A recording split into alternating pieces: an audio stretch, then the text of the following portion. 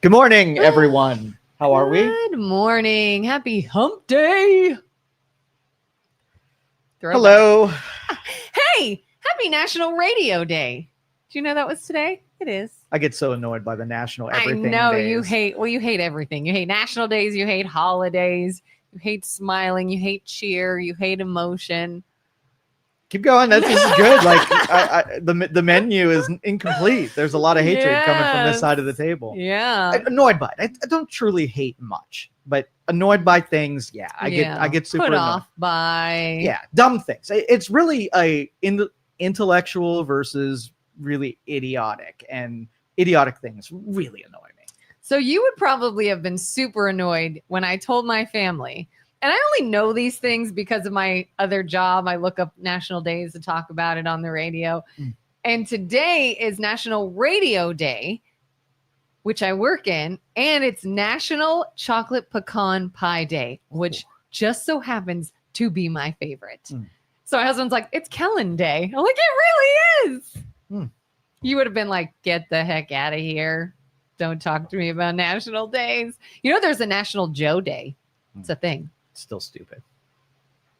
I mean, if you don't want to celebrate your own day, that's your prerogative. Well, I like celebrations to be, very special. And if every day is a celebration, like, what do you want to bet tomorrow? There's going to be a national day of something you like equally as well as National Radio Day and National Chocolate Pecan on a Sunday on a shelf with a blue spoon day. But what do you said you like celebrations to be special. Yes. What do you consider to be something that is special enough to be worthy of a celebration? So if it hits you emotionally where you get to have some kind of consideration and say, I am super thankful for that thing, right? I do that with birthdays and you think that's dumb. You're like, oh, birthday's another day. And I'm like, nuh-uh, not everybody continues to have birthdays. Well, I can push on that and say, what do you actually like? What are you going to do with that emotion? Are you going to say, man, I really like being alive and I'm going to drive slower, or I'm going to eat healthier, or I want to preserve life a little bit more because I'm celebrating being born, which means that I am mortal. Grateful that I'm still here. And so if you do something with it, then it is a cool exercise. Yeah. If all you do is dive into unhealthy food and make yourself more unhealthy, then you're celebrating the appreciation for life by killing yourself faster. And I think that's the worst thing that you can do. High emotional, high cost, like it's all dumb. So celebrate, but don't eat anything unhealthy. Right. Say, I love being alive, so I'm going to do things that make me more alive and live longer so I can have more of these celebrations. Yeah. Celebration shouldn't be doing opposite of what you like or appreciate. It's kind of dumb. So speaking of food, the EBT thing, like there's especially on X, a lot of people upset that they are switching over SNAP and these food programs to more healthy food. Yeah, like you can't get candy and stuff with it. And I think this is a brilliant idea. And I want to kind of talk through the people who are complaining most about it. I want to debunk and dispel all of the misinformation on what it means to eat healthy versus not. Okay. Now, first off, give me your emotional response to families not being able to eat what feels good. Do you care about it? Do you think it's unfair? My knee-jerk reaction as of lately, I guess, is good. Because it's not an emotional thing. It's a fact that kind of food is poison for your body. It keeps you sick. It keeps you relying on other things like medical intervention and health problems and all of this. Like it's literally all it is emotion. That's all it is for people. Is I saw somebody say, well, you want to take away my right to have candy. Not at all what we're doing. Well, listen, you were just celebrating pecan, whatever, unhealthy chocolate food. Pecan pie day. Look at all of the happiness that mouth pleasure foods give you. You want to deprive someone of having that same pleasure as you and eat broccoli instead. What if I were to substitute with you and say, I want to take some of your joy away, and rather than celebrating the pecan blue spoon chocolate caramel pecan candy pie day, yes, and I say, let's celebrate that by eating broccoli. You would not say that's an equal substitute. No, I'd unless health was ahead of pleasure.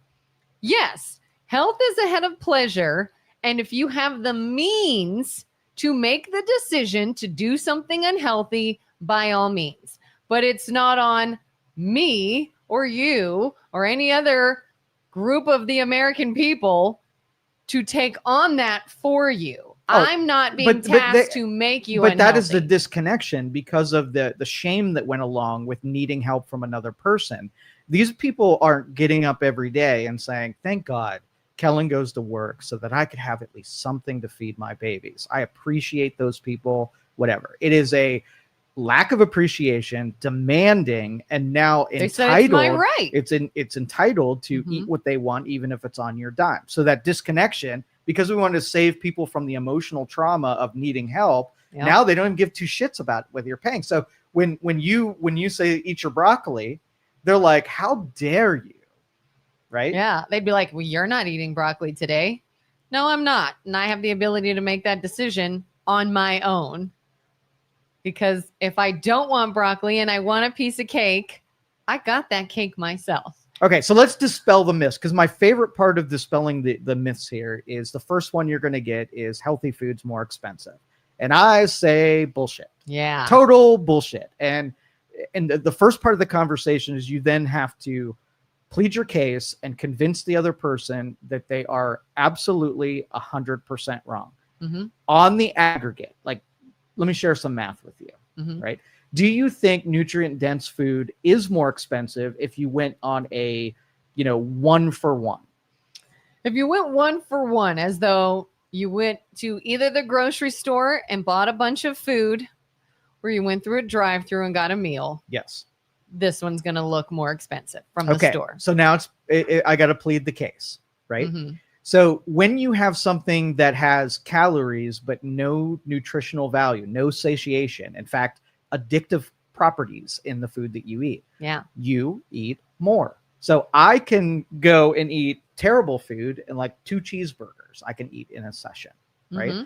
But you start eating nutrient dense things and you are satiated way sooner. So the volume of food that you eat goes down. So that's number one, is the nutrition that goes through your body is absorbed in higher quantities.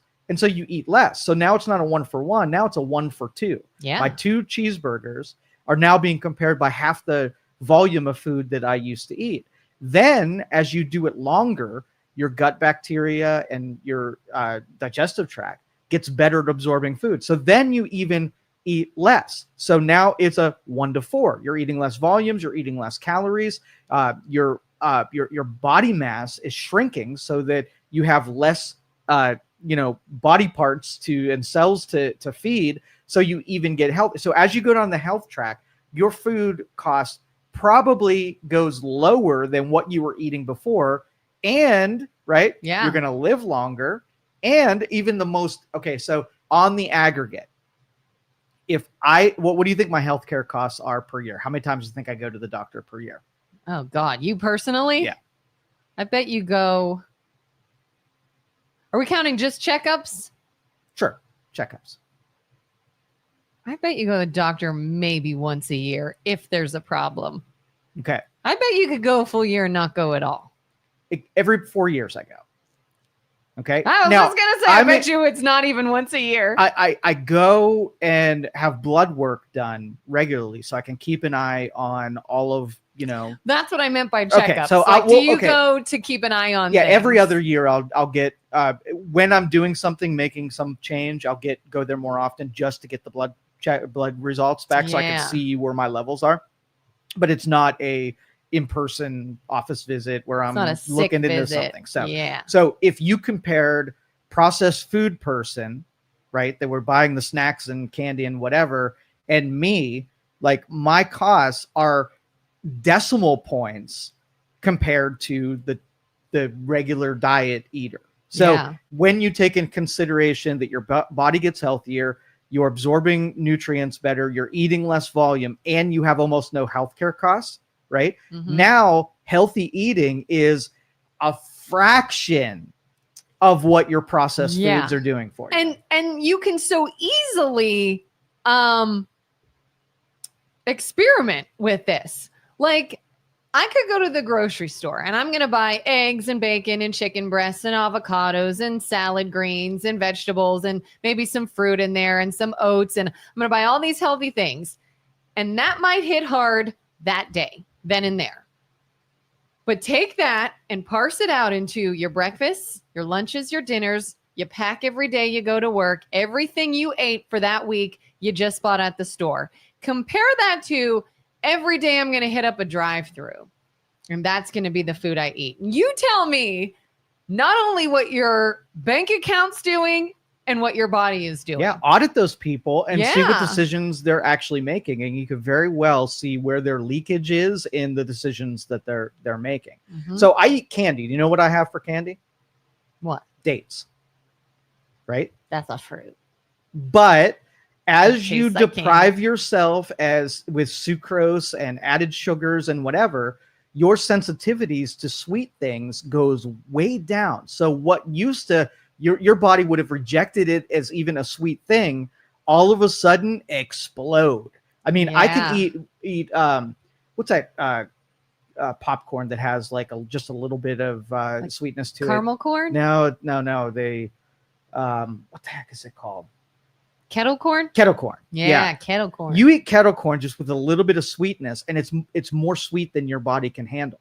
So your sensitivities drop to a level where I can eat a date and get 30 grams of carbohydrates in there. That is a lot of fruit provided sugar, and it is way more. Like I swear to you, I probably, if I had actual candy, it would put me under. It would be too sweet, and I wouldn't be able to handle it. You'll start to see too how if you do sort of get on a pattern of making healthier choices, when you do allow yourself, oh, you know what? It's a party. It's an occasion. It's a whatever. It's a Friday night. I'm going to go have this treat. You're kind of like, oh. Yeah, it makes you feel like shit. Yeah, it tears you up. Mm-hmm. And I think so many people have started, and I'm guilty of this myself. I've started saying things like, oh, I'm old. I can't stomach that anymore. I'm older. I can't eat that anymore. There's a lot of stupidity and ignorance in this issue. And I think that if you sampled a bunch of people who were 100% convinced that healthy food is too expensive and they're not going to do it because you're going to deprive them of all of their joy, and you said, I'm going to select you and I'm going to force you for 30 days to do things my way. At the end of that 30 days, they will not have the same opinion. Yeah. I mean, I've even started saying that with like certain kinds of ice cream. I don't eat ice cream very often. And then when I do, I'm like, oh, God, I wish I didn't even eat that. And what's the first thing out of your mouth? I'm old. Maybe I can't do dairy anymore. Or maybe you can't shove a pound of sugar on your stomach like that. And that's why I'm such a critic of the pharmaceutical industry. Because it is always, the always solution is add something chemically into your body. Like my biggest thing is I want to eat healthy, and it's harder and harder to find things that are actually qualify for something that I want to put in my body. Mm-hmm. Like I buy some of my meats, from a local rancher that I spoke to the person. I guess you wouldn't call him a rancher, maybe a farmer. I don't know, whatever it is. But anyway, they kill their own cows and they process it a certain way, and it doesn't last in your refrigerator. So you know that it doesn't have a bunch of preservatives and they're not putting a bunch of hormones in it. So I'll buy from them because I got to talk to a person and said it's important to them that they have really good food, right? That isn't part of the food industry. Yeah. I know a girl, she works, her profession is she does cancer research. She runs clinical trials, deals with cancer patients on a daily basis and different medications that people are pitching to the FDA, all kinds of stuff. And she has even said, she's like, we're fighting a losing battle. It's in everything. Mm-hmm. She's like, look at absolutely everything we eat has some shit in it. Yep. Like we're all doomed. And I'm like, I don't want to be doomed. Yeah. But thankfully there are certain, industries that are catering to people who don't want to, kill themselves by putting poison. But you have that contingent that no matter the facts that you put them, they will fight to put vaccines in their arm. They will fight to eat terrible food. They will make excuses because we create this victim industry that it's not like if McDonald's wants to sell bad food, right? Yeah. Then they're free to do it. They can make it addictive. because it's my choice whether or not I want to go there. I can't say I had to eat McDonald's because that's just fake. That's not a true statement. And I understand the emotional appeal. I really do. I was that person who had an emotional connection to bad food. In fact, recent example, just last night, my son came in the living room. It was maybe a little after 8 p.m. He's like, Mom, can I have a Pop-Tart? And I'm like, buddy, a Pop-Tart? Yeah. I was like, you're about to go to bed. Can we not like dump a bunch of sugar on you, bud? Like, that is pure sugar junk food. Can you find something else to eat? And I don't know if he rooted through the kitchen or what, but he just went to go back down to his game. And I said, are you not going to eat anything? He's like, no. And I'm like, but you're hungry? He's like, yeah. And he just walked away. And I was like, Pop-Tart or nothing? Mm-hmm. And I felt guilty. I felt bad. Part of me was like, buddy, fine. If you're hungry, go eat something. I don't want you to be hungry. And I had to stop myself like, Helen, it's bad for him. Those are bad for him. Yes. I explained that, buddy, these are not good choices to make. This is not something that is good for you. And he chose, rather than to heat up some chicken or make an egg or find a bar or protein, anything, he'd rather just not have anything. And I went, and I had to sit there with that feeling of, I feel like a jerk and I want to just give him what he wants. And then I was like, but I don't want to kill my baby. And yeah, so I didn't. But yeah, you could make the argument because the majority of the population doesn't have the considerations of buying good food versus bad. And I have to go and sample the grocery store and buy something that I have no idea if it's been GMO'd to death and have a bunch of hormones and whatever. So because I don't know, I have to buy from truly expensive sources. Yeah. So if you bought a turkey from my farmer guy, it's going to cost you every bit of $60 when I can go to Walmart and pick up a butterball turkey for, $12, right? Yeah. Then truly healthy food is more expensive that has not been doctored with or altered. Because industrial farming is there so that we don't have people in starvation, providing nobody's starving here. Have you ever seen the video of apples where you can scrape off the stuff on an apple? Yeah. And I'm just like, so where you think you're eating a healthy thing, and you're getting that, where I have to order flour from frickin' Europe with all the duties and shipping and whatever. So your dollar, bag of flour versus my $27 bag of flour. That's truly, I wish there were more of us that cared about this. So more industries would compete against the industrial farming side so we can get some, anybody who plants a garden, they always overproduce what they can consume and they give it to everybody. Our neighbors, here's some peppers. Here's love some it. tomatoes. I love it because none of that stuff really went through the same stuff that's at your grocery store that makes it last for 2 months as it goes from farm to distribution to grocery store to your fridge. You ever have somebody pick something that day and watch it how long it really is supposed to last in your refrigerator? You got like 6 days to eat that shit. Yeah. So I got to do something to it in order for it to be preserved so it can get to you. Yeah, like you ever buy raspberries? Holy crap, you got a couple of days. That's it. Yep. Then those things are gone. And that can be frustrating for people too. They say, oh, well, healthy food doesn't last. And then I just threw away my money. And it's like, well, you do sort of have to buy it and then eat it. I bet you there are other priorities in your life that you are catering to with the same. And if you just took away from those other joy things, those addictive joy things, and put it into like, I want to stay healthy and I want to stay alive and I don't want to suffer, years down the road. Maybe I should invest some of my time into things that are hard. Remember we talked about yesterday, convenience is the ultimate. So if you add an inconvenience, then you got to justify like changing other behaviors to cater to things that are important. I think health is number one on priorities. Yeah. Like how many times a week do you go and get your frou-frou latte caramel bull crap? And it's like, look at all the money you just spent on all the sugar and crap you put in, and you could have made that at home with healthier ingredients. You could have had it last you longer and felt better and all kinds of stuff. And then they're like, well, I can't go buy this thing of kale now. And I was like, well, you could have. And that's why there were, I think anybody who's vocally against the healthy food initiatives, they should have health auditors so they can prove to them it can be done. They walk around with you for a week as you make your decisions, and they teach you how it can be done rather than just because it turns into a fight, right? You're going to insist that it's too expensive and too inconvenient, and you're already in an unhealthy state, so you're somewhat right. And so it's going to take someone who knows what they're doing to follow you around and show you how it's done. Yeah. And it is, it's an addiction and it's emotional. It really is. Like, do you remember our conversation? I guess this would have been close to 2 years ago now, where we talked about getting healthier. I wanted to get healthier. And I think I simply said something like, but that's not me. I am just not the salad eating, cookie avoiding person. I'm just not. Like, that brings me joy, and I would rather carry a little weight and eat what I like than be fit and not have what I like. That's just not me. Right.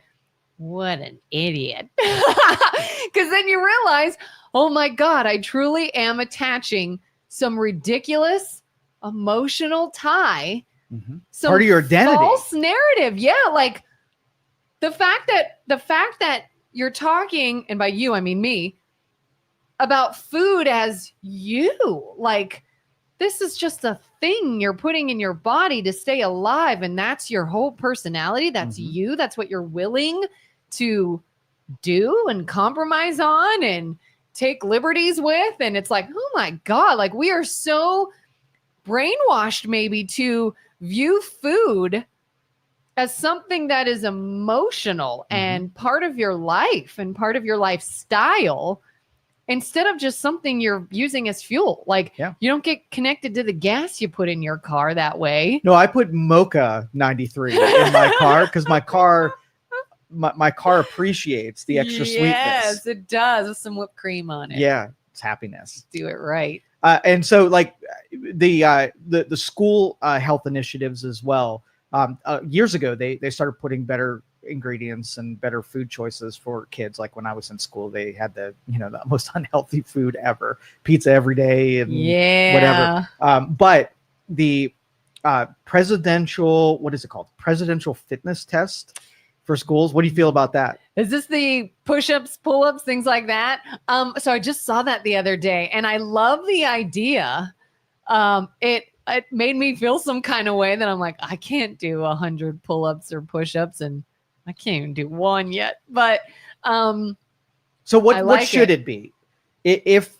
What should you be able to do physically by the time you graduate? So like, let's just say you come in as a freshman, they test what you can do. And the goal with physical education is to get you to a point where a healthy person can do. And you got 4 years to do it, just like every other established, skill set that you pick up in school. Yeah. I feel like endurance needs to be in there somehow. Like, can you walk or jog a whatever, whether it's a mile, whether it's something, somebody has got to figure that out. But like,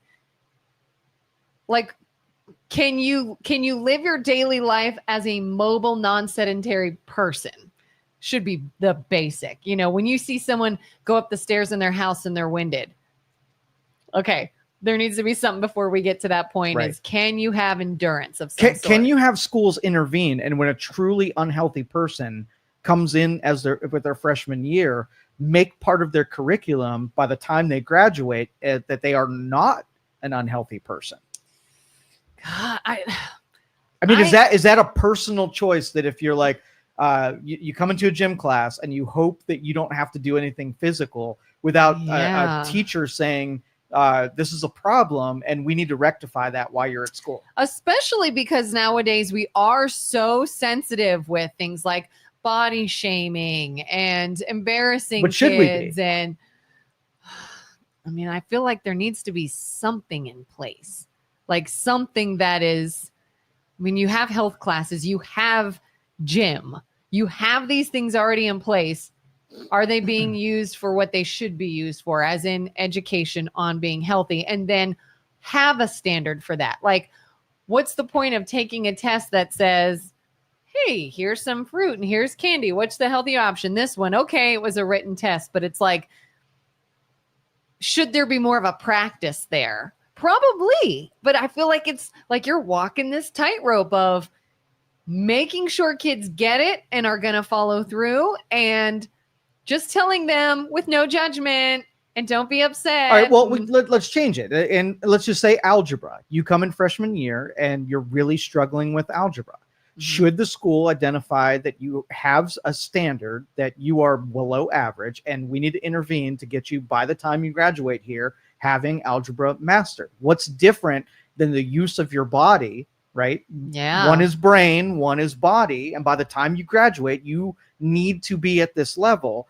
And the school's going to do, like, let's just say a really smart kid, right? That doesn't need a lot of, academic help, but they need tons of physical help. Well, their curriculum, what should be on there is like 3 health classes, right?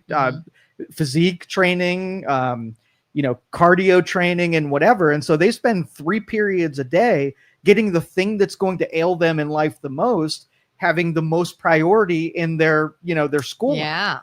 Do you think it's harder though with pushback? Like if I'm struggling with algebra, and the school, while I'm there, is doing everything in their power to help me with algebra, and then maybe I go home and I'm never looking at algebra. That's one thing. I'm not looking at it, but I have it in school. But what happens with the physical fitness where the kid in school is learning about eating healthy, but the family at home is literally serving junk? And the kid's like, well, I don't work. I don't have money. I can't drive. I can't go get food. Like they literally are at the mercy of what they're being served. So what education is to draw out? We're teaching kids to be able to provide for themselves. So by the time they become an adult, they can do those things. So my school would have a culinary class, right? So if you go home and nobody's supporting your need, not even a desire, a need to be healthy, well, you're going to eat lunch here and you're going to know why you're eating things and whatever. And you're going to go to a culinary class at the end of the day and you're going to do food prep on when you go home, that you're going to take your own meal with you and eat what you need to eat. But who's providing the ingredients in the food? The school? The school. Yeah. Okay. I mean, you're teaching culinary to how to actually prepare food for health. Instead of packing a lunch from home to school, obviously part of your schooling is receiving healthy food and taking it home. Yeah. So then if you work out every day, right? At least 3 times a week. Yeah. Time-wise. 3, 4. Time-wise. How long is your session for working out? 35 minutes. Okay. Ish. 1 period, right? Yeah. So if you took a person that all they needed to do is work out once a day and you made 1 period, them working out in the same ways that you do, over the course of 4 years, would they be a different person? Yeah. 100%.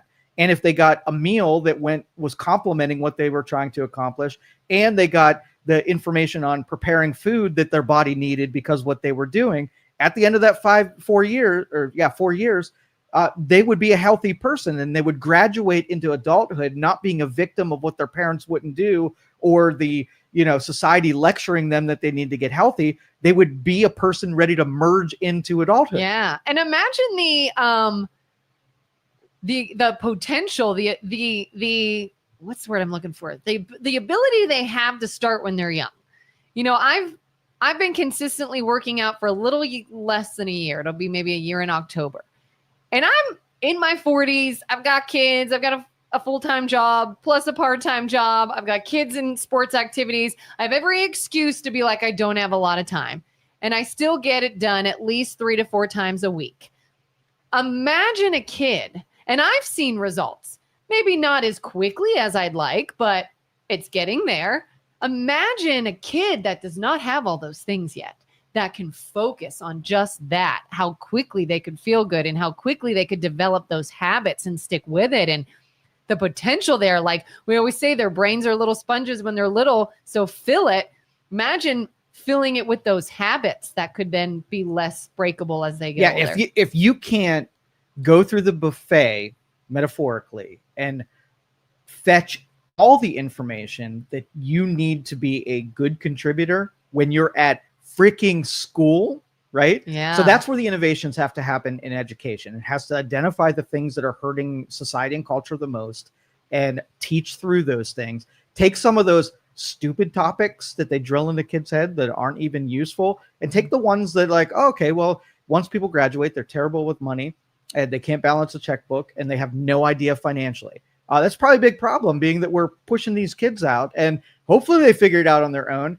But instead of that, what did we teach? Oh, impractical history on something that will never enter into the practical use ever in their lives. Yeah. We got things out of whack here. Yeah. Have you ever seen an obese child in public and like felt for them? Yeah.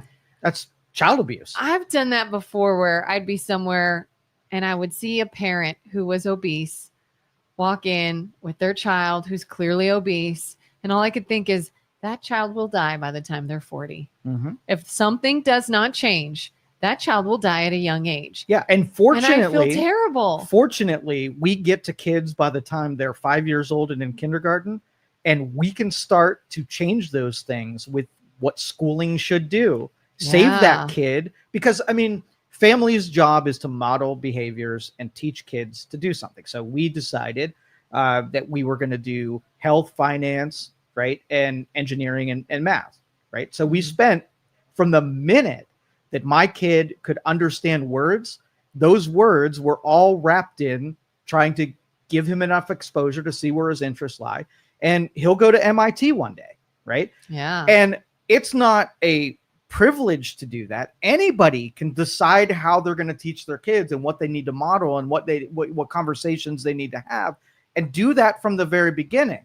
You know, parents are just terrible parents, right? There's some terrible parents. Mm-hmm. And so like when we hand them off to institutions, we supplement what they're not getting at home and fill in the gaps. So by the time they enter, you can't say, well, it's the parents' fault or the teacher's fault. Both can either be have a priority that the next generation is actually better than them. If both fail, then that kid at 40 is going to look back and say, why didn't somebody freaking tell me along the way?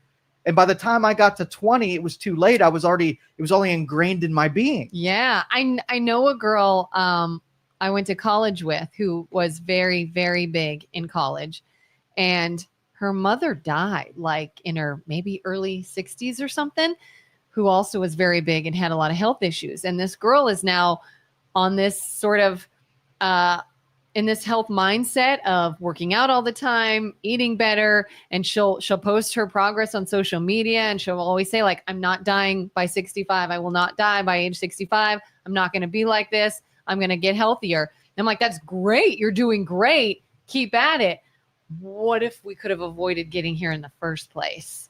You know, because it's going to be a lot harder to fight it once it's far gone. Okay, so picture this. So my son and I, once we heard about this presidential test, I downloaded the curriculum and what they're going to be testing against.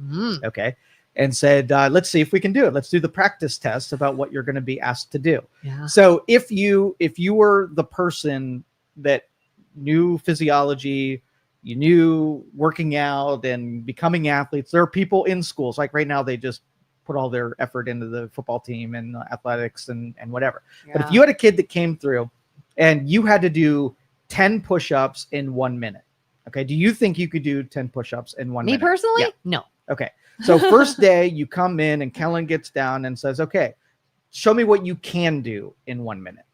And then you do it and you do maybe one and you collapse on the second one. Now you have a starting point, right? I could do modified ones. No modified ones. Okay, we are not doing DEI for physical. It is. I'd be screwed if it's a real one. So you do a real one, you do one, and then the person that understands physiology, they evaluate you and find out what about you means that push-ups are harder than this person over there. Let's make some comparisons. Okay, you have body dynamics, you have weight distributions that are different, you have developing muscle structures in the chest and arms. So your first tests here are going to be developing the upper body strength that can support whatever weight that is. So I'm going to have you get on a scale and find out where your weight distribution is and find that your muscles have to accomplish being able to lift that weight distribution. So I start working on your chest and your arms so that, you know, using lifting weights and developing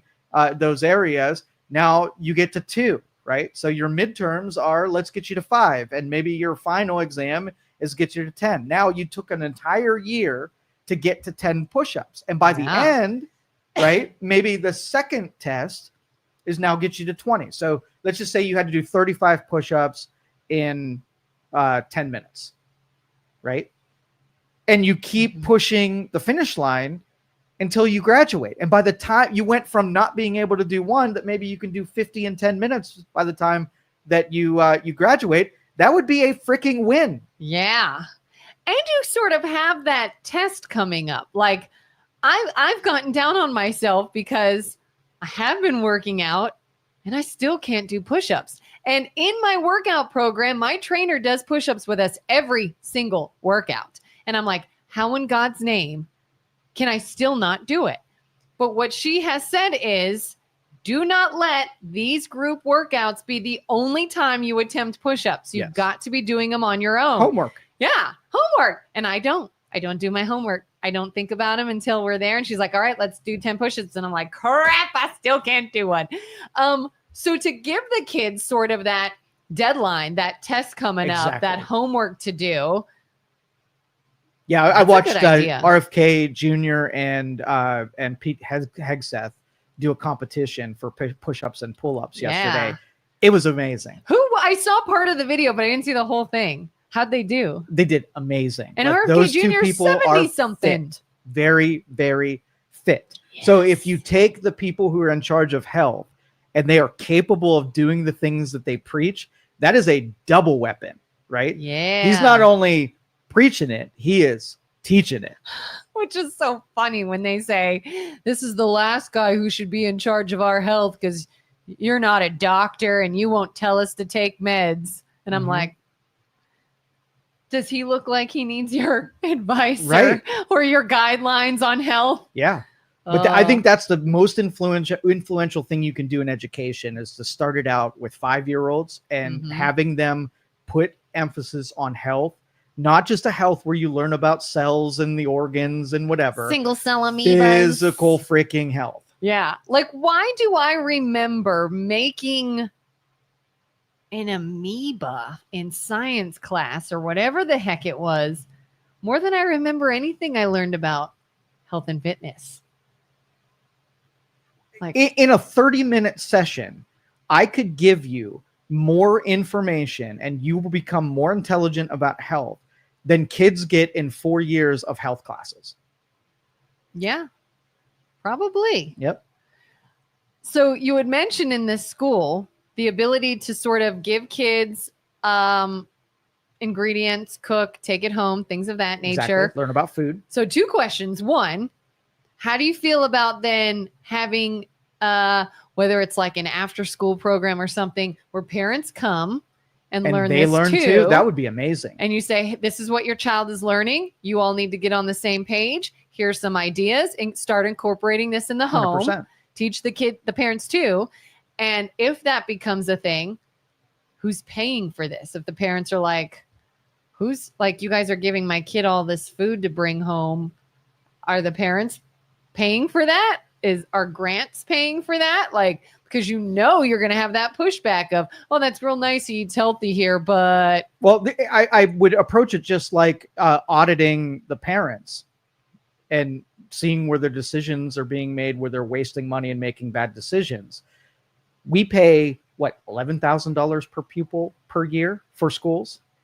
I would audit the schools the same way and replace some of the bad spending for good spending. And, the Department of Education ruined schooling, the federal Department of Education.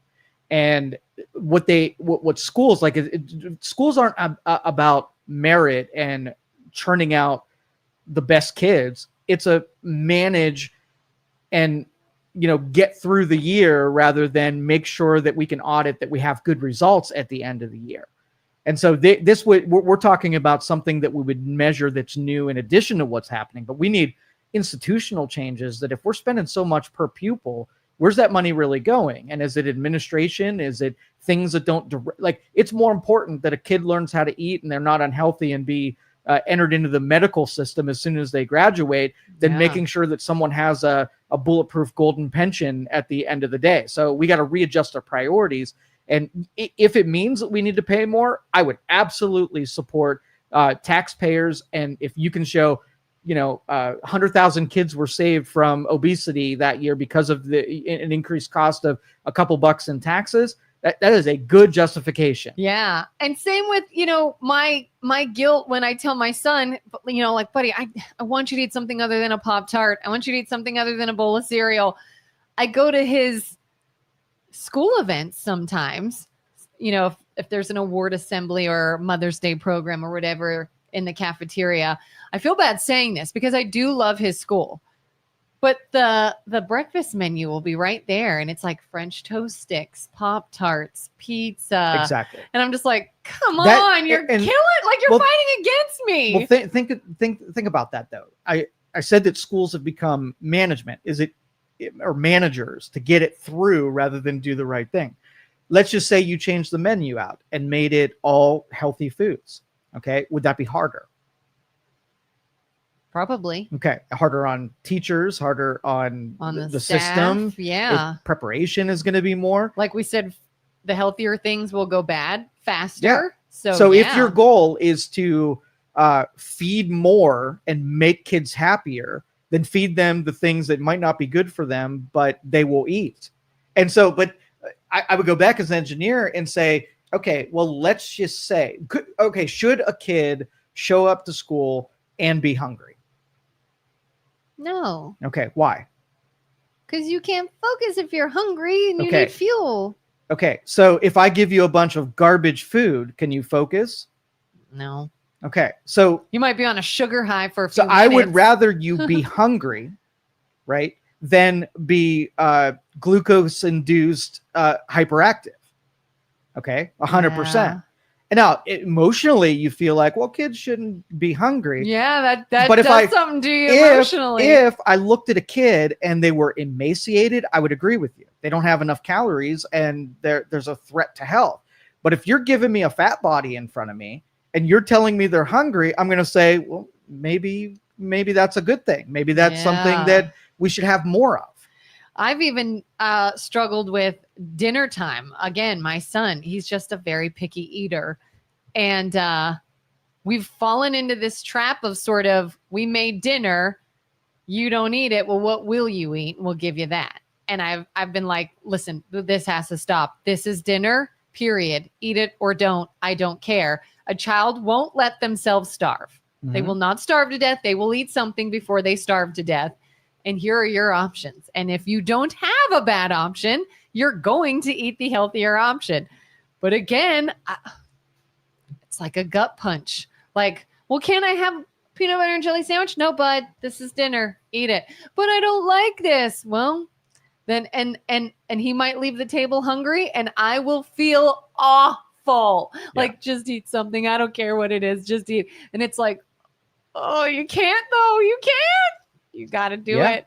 Yeah. And that's where the rigidness, like I say mean things on purpose because the alternative to the mean way is the longer term suffering way. And I want to save you. Even if today you didn't get your Pop-Tart and you didn't eat dinner and you're a little hungry going to bed, I am saving you because one of the times that I make the offering, you're going to go through it. And even though you threw a little fit and you didn't want to eat the thing you didn't want to eat, eventually you will get hungry enough. Biologically, your brain will tell you that the torture of having nothing, right? Yeah. This is better than nothing. And I'm going to eat that so I don't have to feel this way. Those connections between the feel good, short term, make you happy is way better in the long term at eating the thing I didn't really like, but at least my stomach's not growling. Yeah, it is. It's emotional. It can be hard. Yeah. Especially though, if you're starting from a bad point. If that's all they knew, if you grew up saying this, but that's not a reason not to do it. Everybody's starting from a bad point. Every single one. Every great,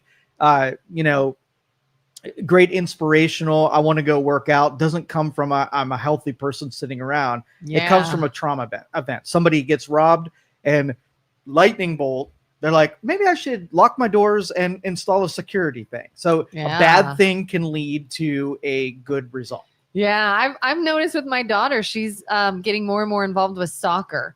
And she was not really one to be real physically active. If if it's a day that I'm not getting a weighted workout in, I usually will at least go for a walk. And I used to be like, why don't you come walk with me? No. And well, why don't you try these weights? Maybe. And she was just kind of not into it. Well, now that she's with the older girls playing soccer and they have to run a lot and they have to condition it and they have to, she came home one day. She's like, I think a few days a week, I'm going to do like 15 minutes on the treadmill. I said, that's a real good idea. That's going to help that endurance. And she's like, yeah. And it sort of took, I think, that, oh shit, like I'm really going to look bad and be behind if I'm not. That's keeping why there up. should be more shame and not less. Shame is a very good motivator. It is. And I hate it. I hate it for my kids. But the moment they start seeing themselves participating in activities with other kids that are performing better and saying things to them, I don't like it. I'm going to be like, yo, you're a bully, you're a jerk. But if it's accurate, if it's truthful. Yeah, it does make you work harder. Mhm. It does. For sure. All right, let's get out of the health topic because BJ's sweating back there when we talk about health. So what else do you want to talk about? So this might even be loosely related. I don't know. But random thoughts, random things Kellen thinks about when she's not talking and just thinking. This isn't even going to go anywhere, but I'm just curious what you think. Okay, I'm ready. If someone is blind and they've been blind since birth, their whole life, do they dream in images? Do you think they see in their dreams, or are dreams just nothing with audio? What are dreams like for a blind person that has been blind their whole life and does not know other images? It's interesting.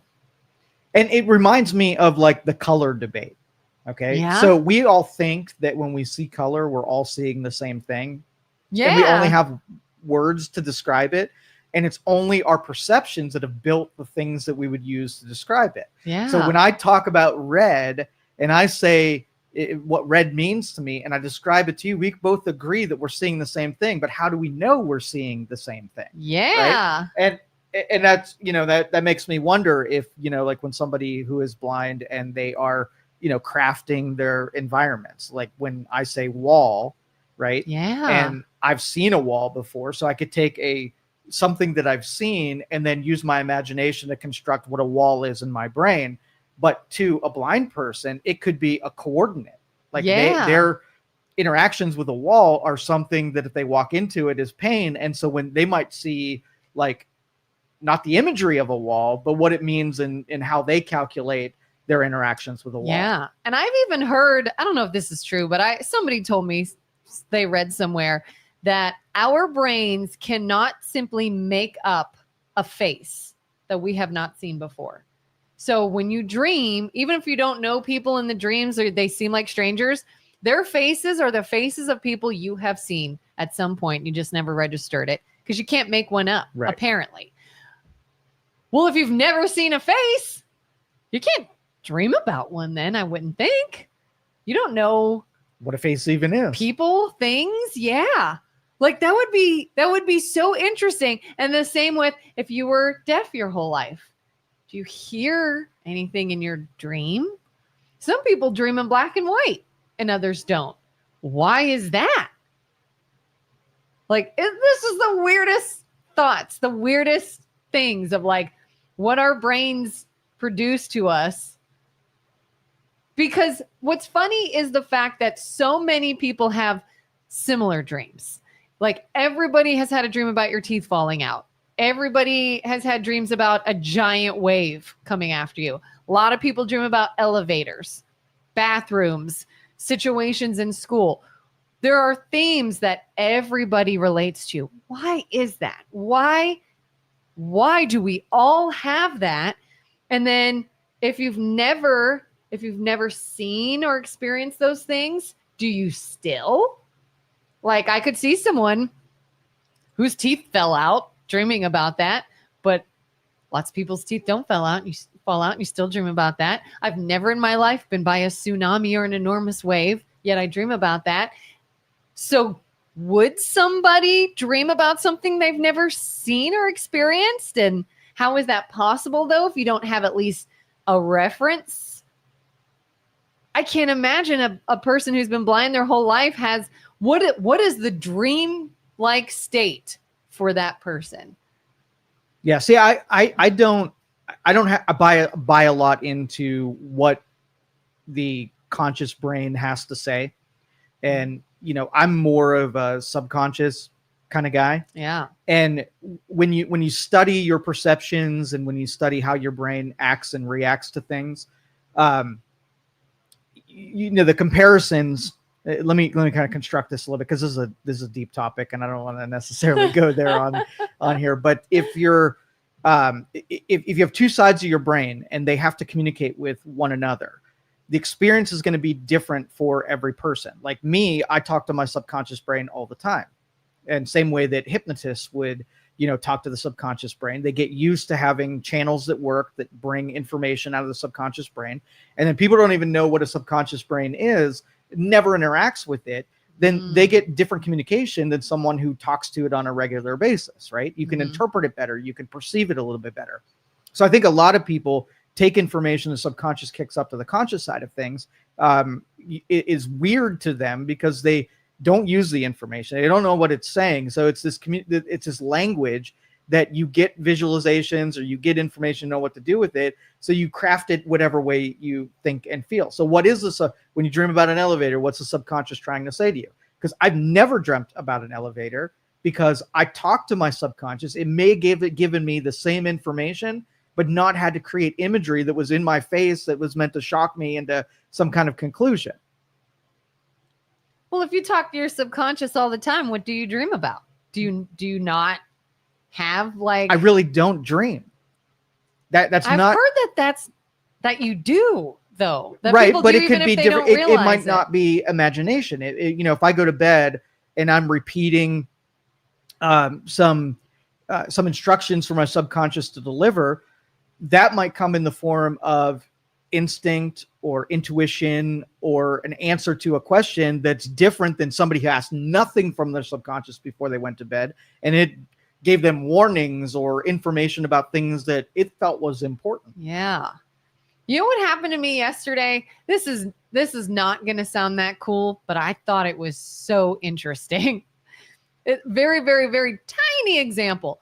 Somebody called and was asking about VHS tapes and recycling VHS tapes. And it got us talking about VHS tapes. And I went to make a note and I said, you know what? They had this question. Let me look into that for you. How many of these tapes do you have? Whatever. VHS tapes must have come out of my mouth multiple times. Hearing the word VHS tapes, thinking about VHS tapes, and I'm writing a little note to myself as I'm talking to this person. I hang up the phone and I look, and I wrote VCR without knowing. My hand wrote VCR because my brain went, oh, I remember putting those in a VCR. Even though I wanted to write VHS tapes, I wrote VCR. Right. And I just went, whoa, there was like a disconnect between my body and my brain just then. Half of my brain was controlling the hand and the other half was talking to this person. And the fact that I didn't purposely write VCR, but I wrote it, was the weirdest thing to me. And I just went, imagine all the other weird things that I don't even notice are happening. Yeah, but this rabbit hole is never fruitful. Like the people who see the imagery and try to make conclusions on it and tell you about it, what it means, and then you do something with it and you feel like, it's you're validated that your subconscious provided, a hack of some kind. But it's never that. It is never that. What I think is, it's the suggestion that you have when you're asleep and when you're unconscious, that you get information and you can use the mechanics of your brain in a way where you can get useful. So let's just say you dreamt about an elevator. That means that you're on the road for ascension. And then just like horoscopes, you populate your brain with ascension and you start thinking about ascension. And then my you start elevator dreams, though, are always plummeting down. So you're descending. Yeah. And then you take that information and you apply it and you're like, something good happened because of it. How much of that was the information and how much of it was, the proxy, and because you knew that, you did different things, you made different decisions, and you almost created the situation. and it was non-useful the whole time. Yeah. Because a lot of times my dreams are simply, I know exactly where that came from. Oh, I was just talking to somebody about that. So now it was in my dream. Yeah. So that's There's why no I suggest deep meaning. that's why I suggest to people, learn a little bit about their brain and how it works and actually make use of that for practical ways, not just, parlor tricks where, you're using imagery to, feel differently the next day. Like, good, like the fortune cookie theory, right? Good things are going to happen to you tomorrow. Now, 2 branches now. If you didn't read that fortune cookie, you would have done X.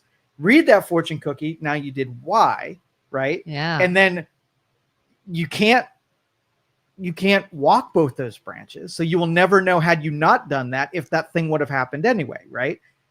But I think overall, the interpretations are usually good. The people study the numbers and their meaning, people who do horoscopes and whatever, if they use it for good things and they think that those are the seeds of the good things, then fine. There's nobody gets hurt over that.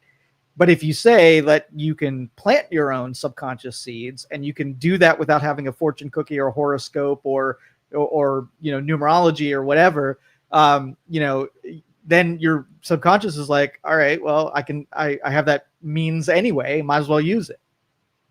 Do you know anyone who's blind?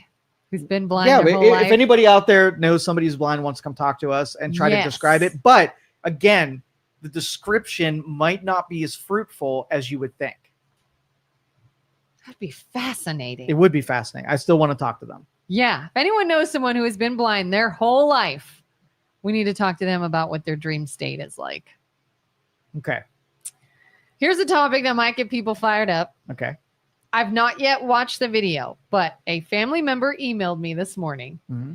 This family member does not care for Donald Trump. Okay.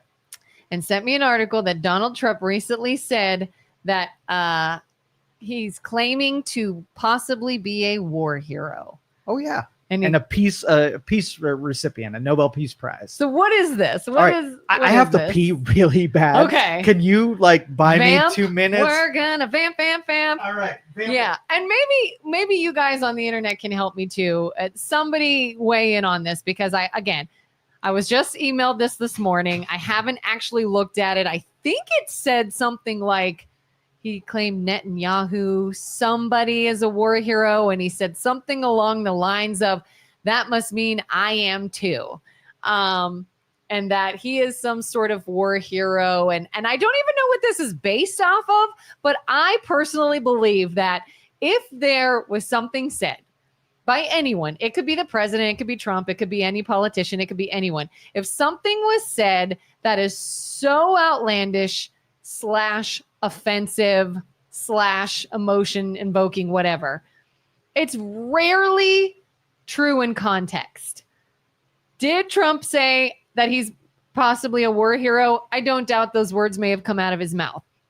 I want to know the context. And if somebody can actually write in and say these contexts or maybe explain the situation he was in, what was said before, what was said after, I would love to know the actual context of this because it's not something I'm going to try to defend or berate him about. I just want to know if it's actually true because we've talked about this before. So many things, you know it, I know it. You see it on TV or you heard that somebody said something and that's not what they meant at all. They've done it with Kamala. They've done it with JD Vance. They do it with Trump all the time. Love him or hate him. You got to admit that it happens.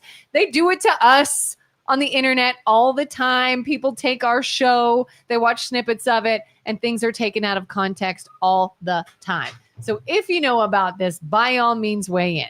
But did you see this actually, an actual video of how Trump said this or the context in which he said? No, I didn't see the report. I've heard the 3 things were that other people, I think Hillary Clinton said that if he can end this war, then she'll personally, nominate him for the Nobel Peace Prize.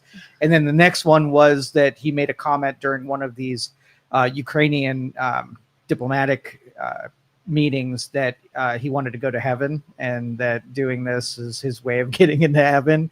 Of doing what? Having this ending this war and people dying is his way to get into heaven? Yeah. Yeah, he really wants to go to heaven. All right. All right. So There's a anyway, lot bring me to up to speed. unpack there, Yeah, but- bring me up to speed. Julie says he said it on Mark Levin's show. He said, if Netanyahu is a war hero, then he is too. Okay.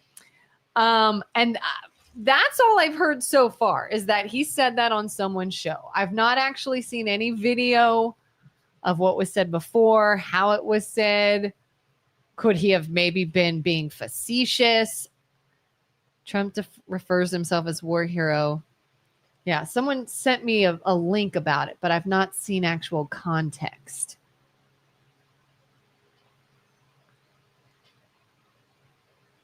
Following U.S. strikes on Iranian nuclear sites. So he went to military school.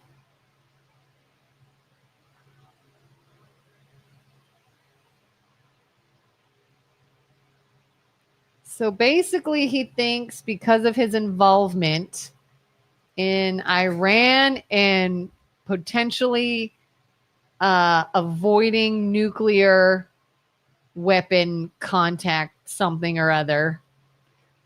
Joe's opinion? Yeah.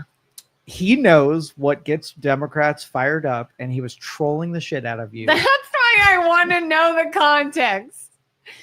Was he just being ridiculous? Always being ridiculous. There isn't, listen, the things that come out of his mouth are made, like if he's at a press conference, right? Mhm. And somebody asks a question for the New York Times. Can he pass on the moment to not hurl an insult to make that New York Times reporter mad? Can he pass on that? No. No. So if you set him up to make somebody mad, he's going to take it every single time.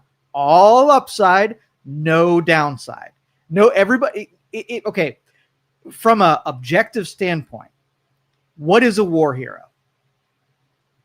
Somebody who actually served in a military unit fighting a war, did something beneficial or great or And heroic. yeah, Right? heroic. There's a moment that you can be like, the guy got off the boat and at great odds, took his machine gun, saved 5 people, eliminated the enemy, risked himself for everything in his country. Yeah. War hero, right? That's the Yeah. objective definition of that.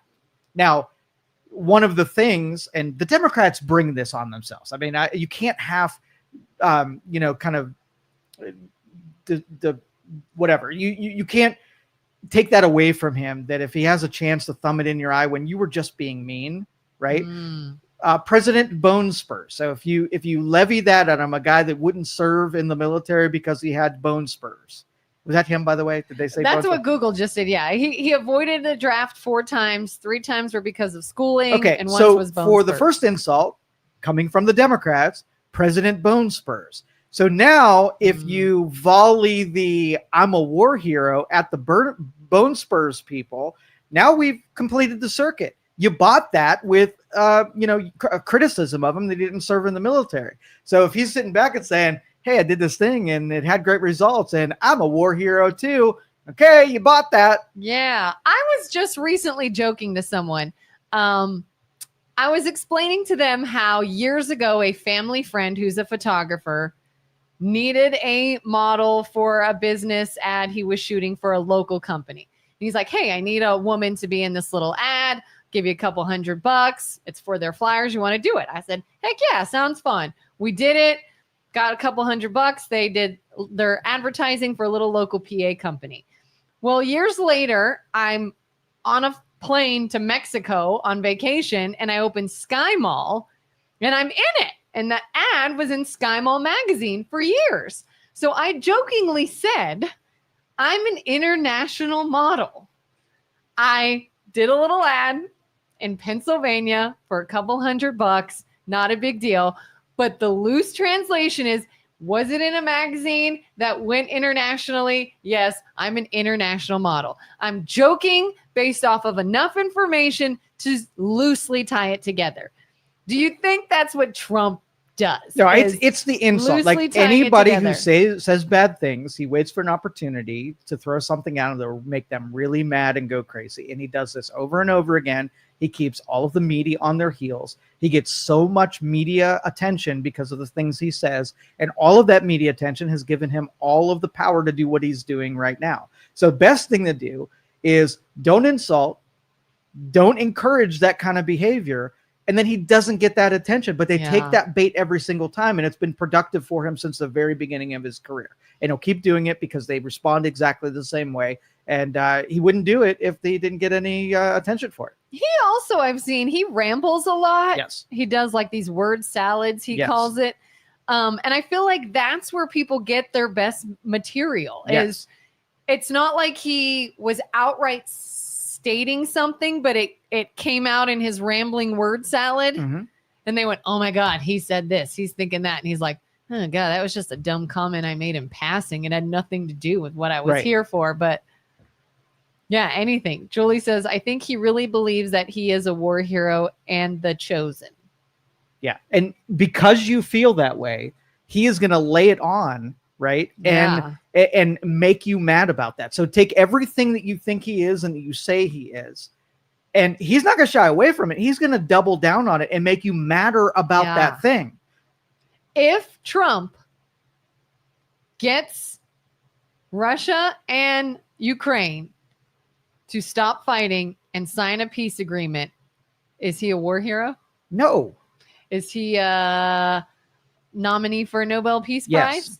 That's definitionally, he brought peace on. And if you bring end to 7 conflicts, if you were, if you write on your mission statement, I'm here to end lots of conflicts and bring peace and stop killing, like definitionally, oh yeah, that guy, absolutely. Take the name off of it. If you heard anybody that had the intention and the success in that department, they would be a shoo-in for a peace prize.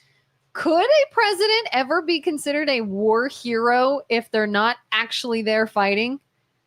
Because I'm loosely tying this together, but if they are the commander-in-chief over the military, if they do sign off on missions, maybe they come up with an idea. We're going to go in here and we're going to stop this from happening. Our military does. Based on a game plan the president himself came up with. Is the president a war hero? Me, definitionally, I'm a principled person. And once I have the definition, I don't make it loose and try to incorporate things that aren't part of it. It's really the people acting it out. So that to me would never be a war hero. If I saw some politician claim to be a war hero, I would disagree, but I would know why they're saying it. Okay.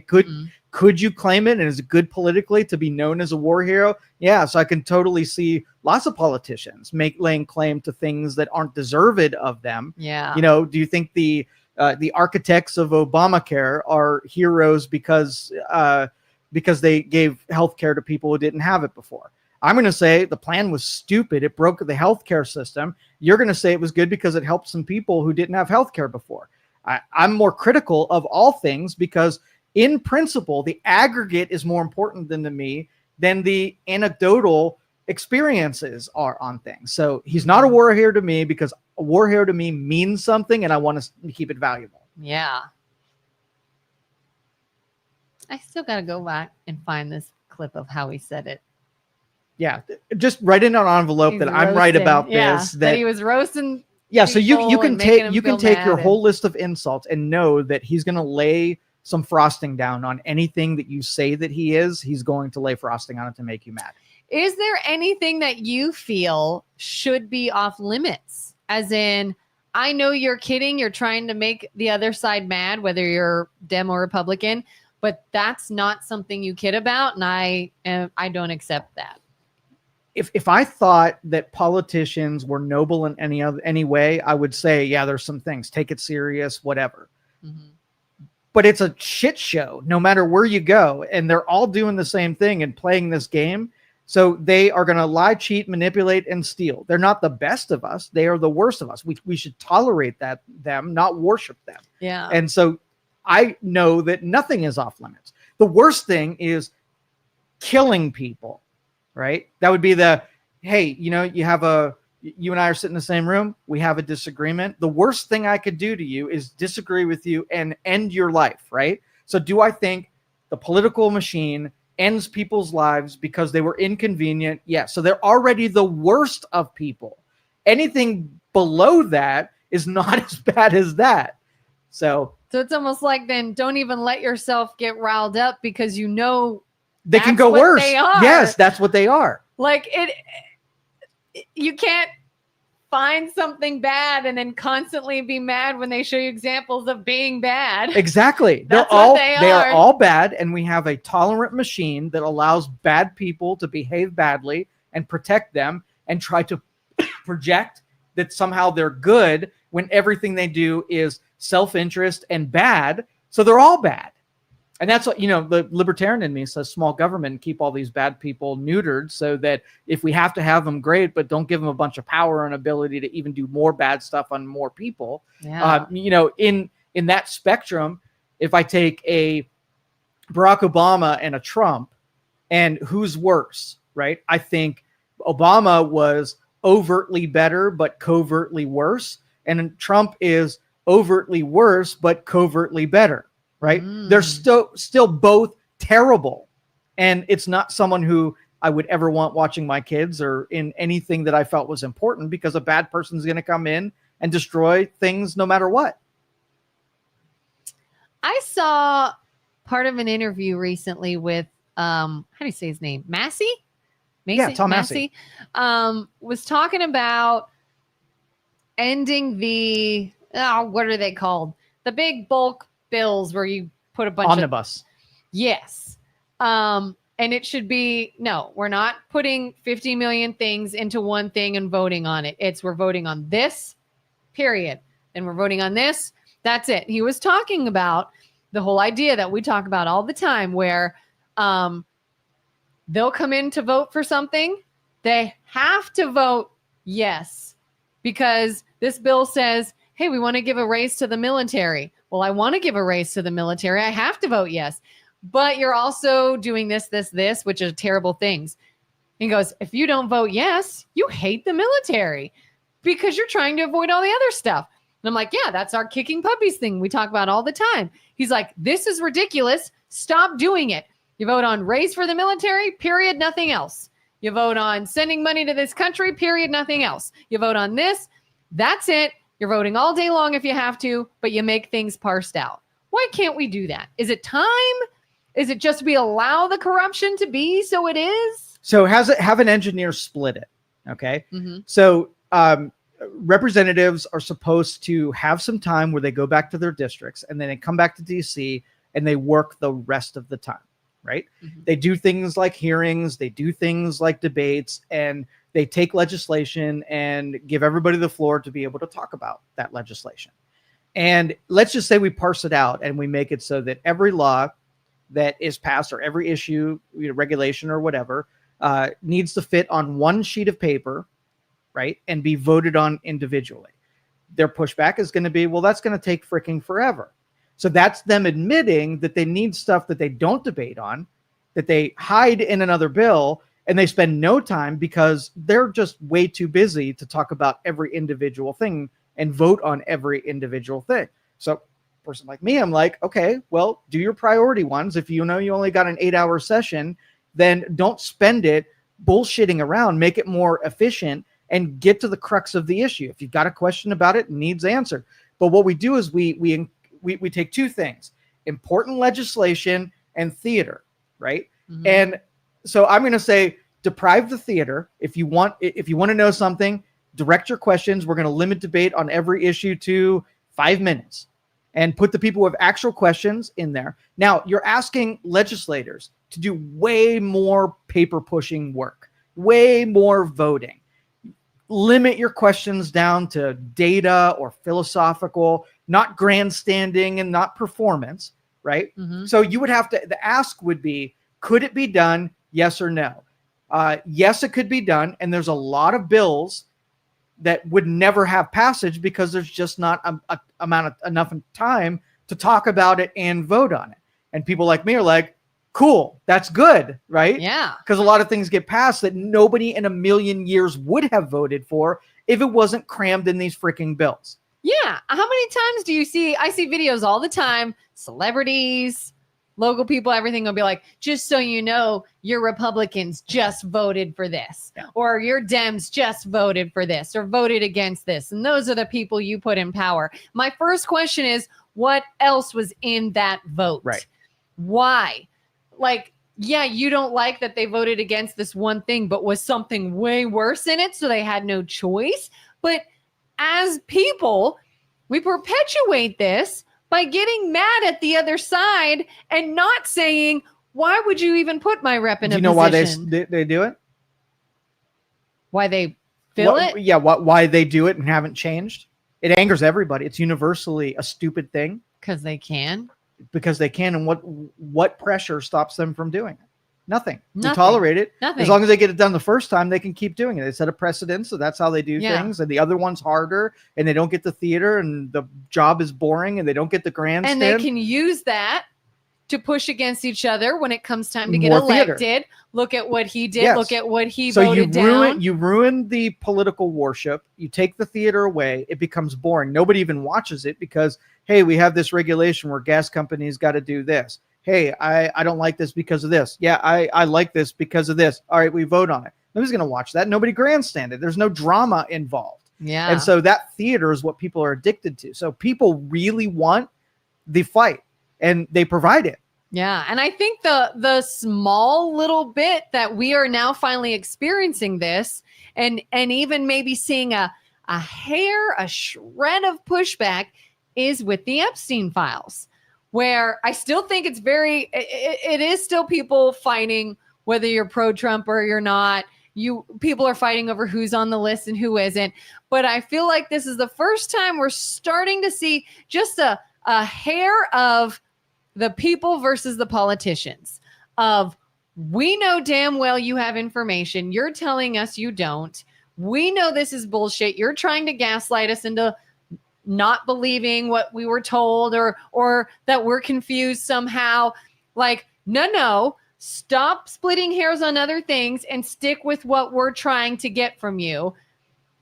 But we're still not ready to see that they do this all the time in so many things, that they will keep us fighting over whatever it is. Throw some crackers on the floor for the toddlers and let them be, instead of being like, hey, what are you doing though? Why are you doing, like, they'll do everything to keep us fighting with each other instead of questioning them. But they've laid down enough cover fire. There's so much, it's exhausting. Nobody has time to pay attention to it. So if I said, and I think I read this yesterday, that $17 million in the congressional slush fund that pays people off for their silence, 17 million has been spent this year, right?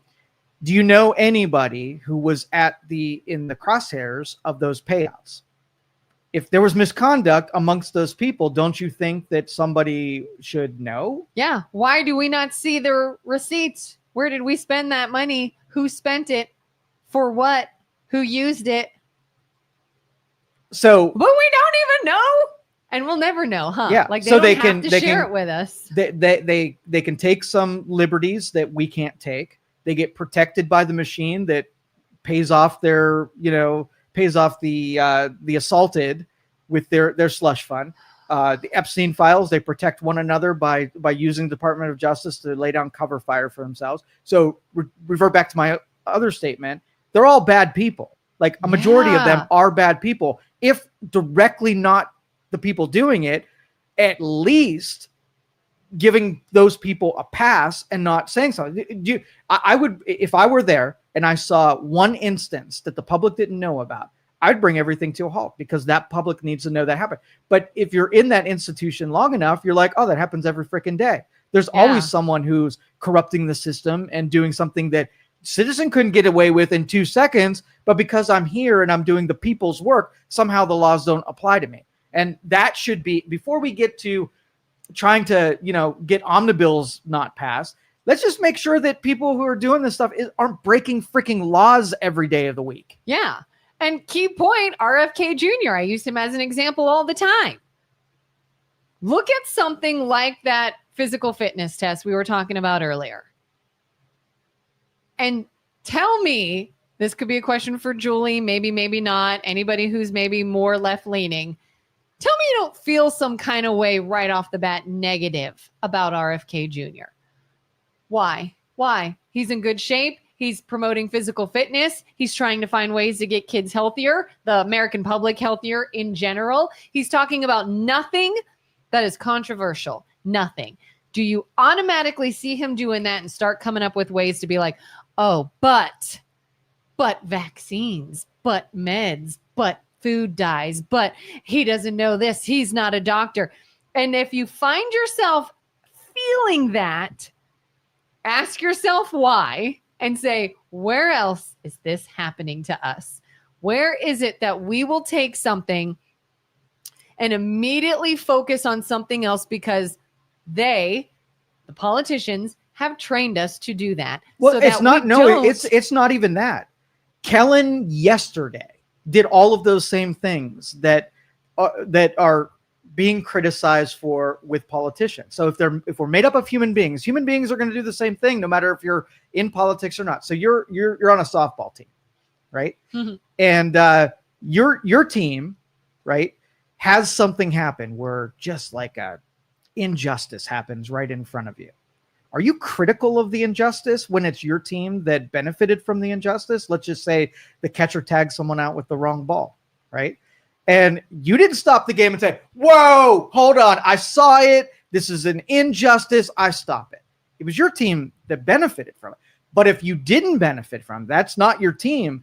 You are ready to go out on that field, stop the game because they benefited from the injustice. That's human nature. So if you create tribes, right? So we're no longer people, we're Republicans and Democrats, right? Mm-hmm. When your team does it, you're a little more tolerant for the injustice being done because they're on your team. Mm-hmm. But if it's the other team, you have a strict sense of justice because not only did they have the injustice, which you don't like, but it's them and they get hurt when the injustice gets levied on them. I do want to say, I did not care for the fact that we benefited from a clearly mistaken play. The level of your criticism was much more when it was the other people versus when you are the beneficiary, end you're willing to go. So I don't, I really don't begrudge Democrats from being hypercritical about the people that they don't like, because I know that I'm hypercritical about the people that I don't like.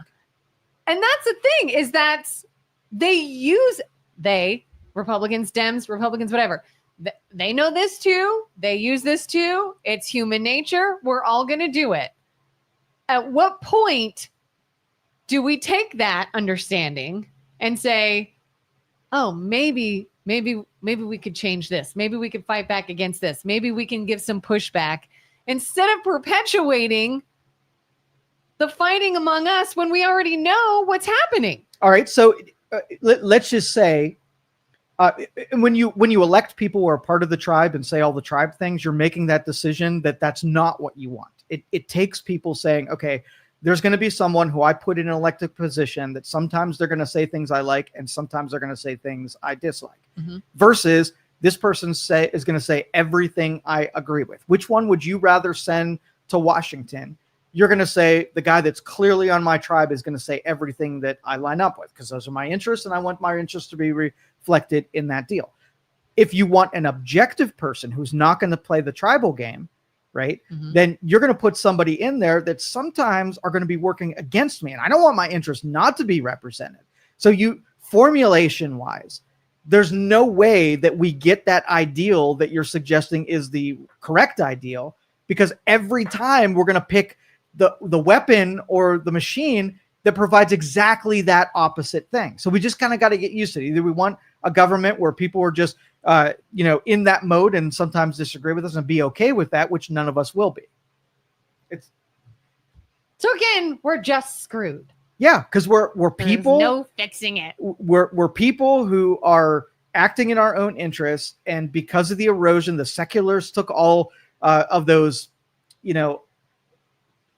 those beliefs that you do even when it doesn't benefit you, and we suck them right out. So you have a bunch of people operating on a moral compass that is defunct, and I can write in that envelope and predict exactly what's going to happen. If you know human nature and you know what you would do on a primitive level, that's exactly what's going to happen on the stage in politics every single time, with very few exceptions. If everybody were operating with a moral compass, do you still think, though, we would have differences? Like, we would have different fights. Because I feel like even nowadays, I'm not talking about people to the extreme sides, but most rational people are doing things that they think is right, are fighting for what they think is right. Now, we might have different views of what's right. Well, and that's where the secularists really divided that. Definitionally, we knew what a war hero was, and everybody knew that you're a bad person if you would corrupt war hero, right? But then the secularists got all involved, and they started changing all of the definitions of what things are. Nothing is sacred when we can just say, hey, you know what? This is really getting in our way, having a strict definition of something. So let's dilute it a little bit, make it mean something else. And this is back when we were talking about gay marriage, right? When a definition is pure and you fight for what it is versus letting someone dilute it down and make it mean something else, you're like, there's repercussions in taking a reason. Like, what if we took something like honesty, where universally do we think we know what honesty is? I wanted to say yes, but universally? Yeah. Universally, what is honesty? I guess it's saying something is truthful, right? No matter if it's easy or hard. Yeah. Right? What about, what's the opposite of theft? Giving. What's the virtue on the, what's it called? We're coveting, right? You shall not covet. So if I taught you to don't steal from people, it should be universal that you know when something is stealing. You have it. I want it. Didn't pay for it. You're not agreeing to give it to me. If I take it, that is stealing. So little kid walks up to little kid hasn't eaten in a week, walks up to a marketplace stand and steals an apple. Is that stealing? Yes. Right? Because they wanted it. The other person had it. They didn't agree to give it to you. You took it. But they were hungry. So we're willing to tolerate stealing and call it something else, when in reality, if we just stuck to what is stealing and what is not, right, then we wouldn't bastardize language and dilute it so that it didn't mean anything. We've taken out all the sacred terminologies. We've taken it out because we feel and have emotions towards something. We made words not even have any meaning anymore. So if we have not a common language, not a common understanding, no principles, no virtues, right, then where's our North Star? There's no such thing as a moral compass because we can't even agree what would be on the moral compass. I mean, we even see this like when you talk about transgender issues. Right. And what is a woman? What is a man? And people now are coming up with their own definitions. And it's like, okay, you can feel that way, but that's not. Like, do you understand bastardizing. That's just not. So what's important to point out is that so let's just use a woman and a man. Okay. If you asked a computer system that couldn't tell a lie, right? And you wanted to convince the computer system that says, this is red, right? This is red. And the computer system is going to say, there's no upside for the computer system to tell you this is red. It's going to say, I get that you want that to be red, but that is white. And you say, well, it's going to hurt my feelings if you don't tell me that this thing is red. It's very important to me that it is red. The computer would say, I will tell you what you want to hear, that you want to hear this is red, but it's still white. Now we have an understanding of color, right? Yeah. You want it to be red, and I'm not going to, punch you in the face because you want it to be red. But if you ask me what color it is, it's still red, no matter how you feel about it being, or it's still white, no matter how you feel about being white. Yeah. But we don't do that. We will literally say, oh, okay, it's red. But it's, no, it's just, nope, it's red now. Just go with it. And it's like, well, I don't want to go with it. So my argument would be, have everybody get on a common agreement with what things mean and stick to it. And if those things don't align with how you feel about those things, it doesn't matter. So like I don't care if two people of the same sex, want to have a ceremony and connect their lives in some way. Right. But it's not marriage, because marriage is an institution and has mechanisms for one thing. So you create another term for a thing that's different. You don't try to incorporate something that's different into a term and make it mean something completely different. Language has to be sacred. Ideals and principles have to be sacred. Oh, Julie says, I don't think RFK uses evidence-based science. He comes up with good advice sometimes, but it's usually what we already know, processed foods, etc. Plus, I don't trust someone whose entire family dislikes. And it's fair. And my standard for what evidence-based science, right? Mm-hmm. And her evidence-based science, I test evidence-based science, by the way. Did you know that if you took, and AI is a really good barometer, okay? If you took, do you know what consensus and what it has to do with vaccines and whatnot? Do you know about consensus? I don't think so. Okay, consensus is important. It's an agreement between two people that something is true.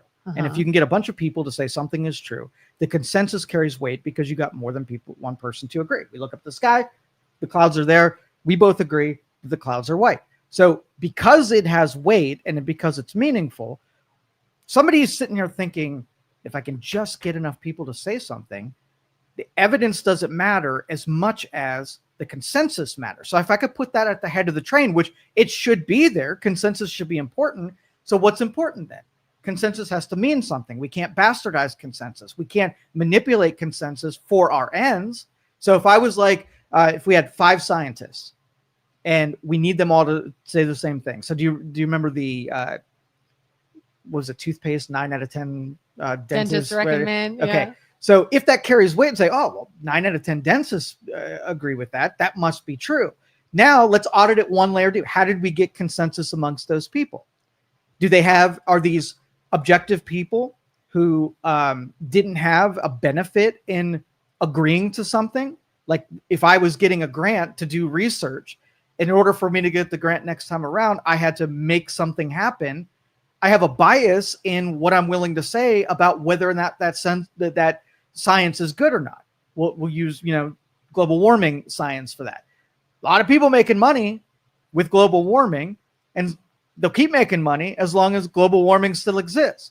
So consensus amongst people who have interest in it being true are not people that I would believe. So if you had a Yelp review from a restaurant, and all the people giving reviews are people that work there, would you trust the people that were giving a review that was all very positive information about people who are interested in more people coming to that restaurant? You'd be like, right? Yeah. So if you bastardize consensus, now I'm more interested now in people who critique scientific data, because they have no interest in critiquing that data. It is very unpopular to say, I don't trust the science on vaccine.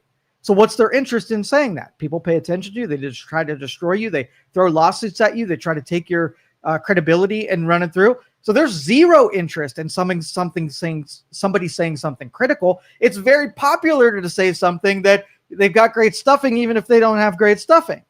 So that's better information that the self-interested people are putting out there. Yeah. And I think, people don't want to take that because that might give them information other than what they choose to believe. And I think the other 2 things fall flat. He usually comes up with things we already know, but have done nothing about. So do we already know you should eat healthy and exercise? Yeah. Where has that gotten us until lately? Nowhere. So not until RFK came do we now have commitments from people like, is it Kellogg's who makes Fruit Loops or whatever cereal, just committed to taking out all those artificial dyes? Didn't happen before him. We have this school physical fitness test that can now be implemented. Didn't happen before him. So people want to say, oh, all he does is talk about common sense. Yeah, we're supposed to eat right and exercise. But you never did, and that never went anywhere until he said, I'm shining a bright light on this. I'm getting people involved in this, and I'm actually making things happen. So that is a big deal. And then the whole, I don't trust someone whose entire family dislikes him. Trump's family loves him. Do you trust Trump? You don't. And what were you going to say? Well, no, I mean, it's obvious that Julie is on the other team And when you see an injustice, I think that's an important role that Julie plays in keeping that side honest. The only part that I ever disagree with Julie on, and Julie is a reasonable person. I really feel that she believes what she's saying. But when offered something to the contrary, you have to have the ability to change your mind about what you levied. And I never see that happen, right? Because it's a lot of ego in that, to admit you're wrong about something. Like, if give a little bit of credit to Trump for having done something good, then what that does is it gives more value when you say something bad, because you were just being objective. But if you can never say anything good, if it's all bad, well, you're just a robot, right? That spits out criticisms without a mechanism to call a spade and say, oh, that was pretty good. Yeah. And then that's the same people who want to say, oh, no one wants to critically think anymore. We need to bring back critical thinking. And it's like, critical thinking involves you getting all the data, but you want to stifle someone that wants to release more data because you should just follow the science. Okay, so let me just take that last one. I don't trust someone whose entire family dislikes them. Okay. Yeah. So let's waterfall that and make sure that you can do that consistently, not only with political people, with entertainers, with, athletes, with the people in your neighborhood, and all your family and friends. Can you think of somewhere where you have tolerated, right, someone and been friendly with them and trust them, even though you found out that cousin Bob doesn't like them at all? Yeah. Because the real logic is the people getting into and saying, why don't they like them? Right. Mm-hmm. And figuring out if they're levying criticisms because of why. So I would want to know, if you and I didn't get along and somebody asked your opinion of me and you gave them a bad opinion without knowing why, because we don't get along, right? Mm-hmm. Does that carry any weight? Your criticism, just like somebody who's mad at you adds a bad Yelp review. Why did they do it? They didn't really have a bad experience. They couldn't wait to hit you with something, right, that would hurt you, because instead of us doing what we should do, which is human beings, when we have a conflict, punch each other in the face, and that would that would basically say that we are taking it directly to you in a physical sense, and then once we get through it, then we sort of govern ourselves so that if it ends in physical conflict, it's not a great experience. But it's so long that I can injure you and I don't have to take on any injury myself, I'll do that all day long, because there's never a cost for levying untrue things at another person. Yeah. It's just so simply an invalid point to me. 100%. First of all, RFK's family has worked for the Biden administration, did they not? I've heard that Biden employed a lot of RFK Jr.'s family members. Do you not think there is some obligation to be loyal to that side because of who they are employed by? Number one. Number two, you can't say his entire family dislikes him, because you can and will find members of his family that do like him. So it's not even a true statement. And again, you hate Trump. You don't trust Trump. Trump's family loves him.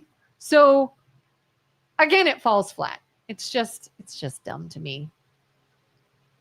Okay.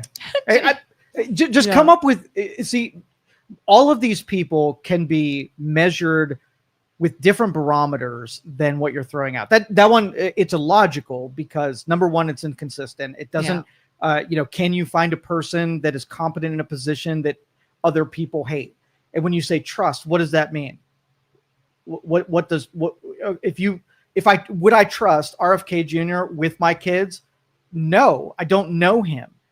He's a public figure. I would never invite him into my house. Met him so before. I wouldn't trust him in one capacity. Yeah. But do I trust him to punch the food industry in the face? Yes, I would absolutely trust him for that. Yeah. So being more specific about trust is important in this application. If RFK Jr. were going to babysit your kids, would you trust him? No. If RFK Jr. was going to represent you in a legal court case, would you trust him? Different backgrounds, different situations. Yes. Jerry says politics bastardize consensus every day. 100%. Because and I don't fault them for it. Okay, because there are smart people who are in the legal profession who have engineering brains, and their job is to get things accomplished by manipulating the machine that's in front of them.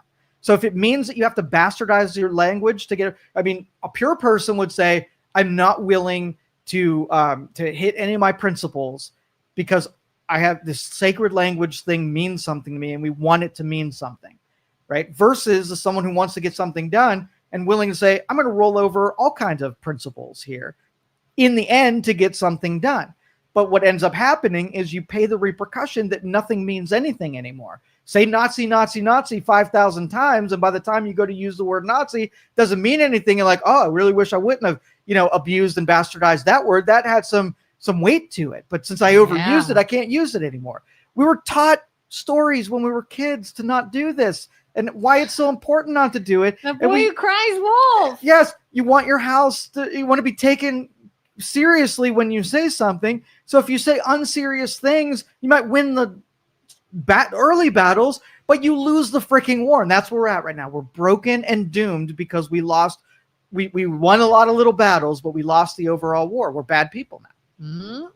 Julie says, I have said Trump fixed the border. Good. If he brings peace to the Ukraine, I will be thrilled. I wanted to believe it would happen right away, but the results are what is important. I wanted to believe prices would come down right away. I'm not seeing it. Yeah. And really, most of the public has sort of like a standard that it's going to happen within, like we watch television shows and the whole thing is wrapped up in 30 minutes. So our tolerance for waiting till things happen is what separates me from everybody else. Mm-hmm. Okay.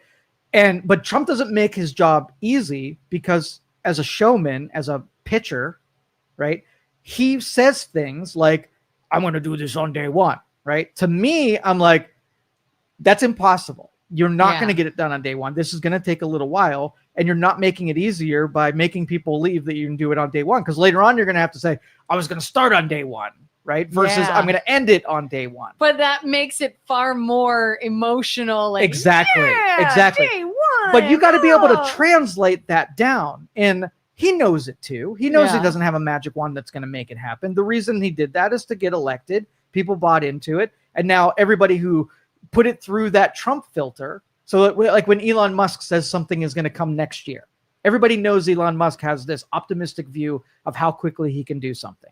He says that robo-taxis we're going to be, and we're going to be on Mars by a certain point. So after he does it a couple times, he's sharing what he actually thinks and believes. If you put him on a lie detector, he's going to pass the test that he believes he can do it. Yeah. But evidence says that, and knowing how things actually operate, are like, dude, that's more like 5 years. You said it's going to be a year, and I know you're hopeful it's going to be in a year. So you put it through the Elon Musk filter that when he says it's going to be 6 months, it's going to be more like 2 years. When he says 2 years, it's almost going to be like 4 years. But once you know that about that character, you have to translate it down and make it into a real thing so you can orient yourself. And you need to be mindful enough to know that shit happens. Like if he's like, oh, here's what's causing the price of eggs to go up. It's this particular problem. I can solve that. Well, then here comes bird flu, and now we don't have chickens, and now the price still goes up.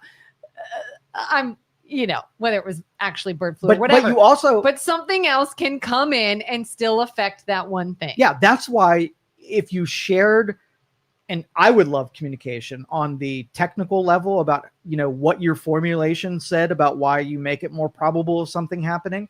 But not only do you have naturally occurring things like bird flu in the pandemic, you have opposition, someone who doesn't want you to do that thing, and they get on your way on purpose and make it more difficult. So for instance, if I don't want the Ukrainian-Russian war to end, if I sit back and just let Trump do his thing, it's going to end. But if I don't want it to end, then I'm going to do things that make it harder. So if I'm in the press pool, I'm going to ask some questions that cast doubt on it.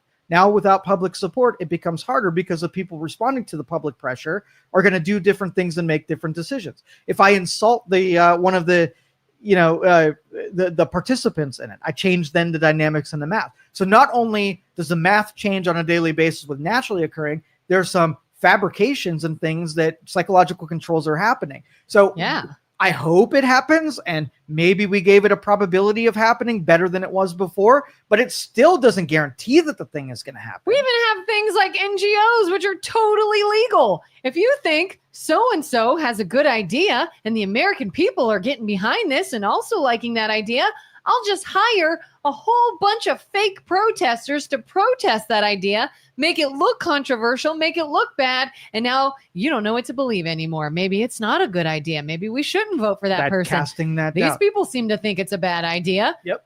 And it's fake. It's all fake. They don't actually think it's a bad idea. They were literally paid to stand on the street corner and scream, this is a bad idea. Yep. And you had the media who had reported in a certain way and make sure that they got their bullet points on how to talk down on that thing. So that's psychological war that's going on between regular people. You have the Julies that are bought in on one direction. You can't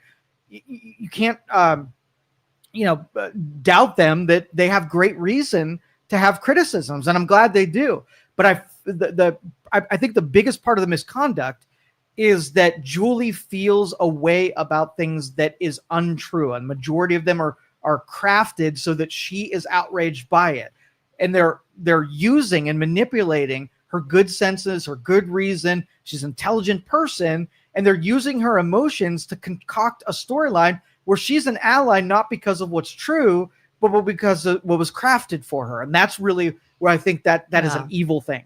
And that's why I say all of us, and I know this is impossible to do, but everyone who finds themselves arguing about something, especially that is political, would so benefit by keeping in mind that both sides think they are good and right. Correct. You know, both sides think what they are fighting for, what they are arguing for, is good for people, is keeping harm away, is benefiting everyone. And the other side believes the exact same thing.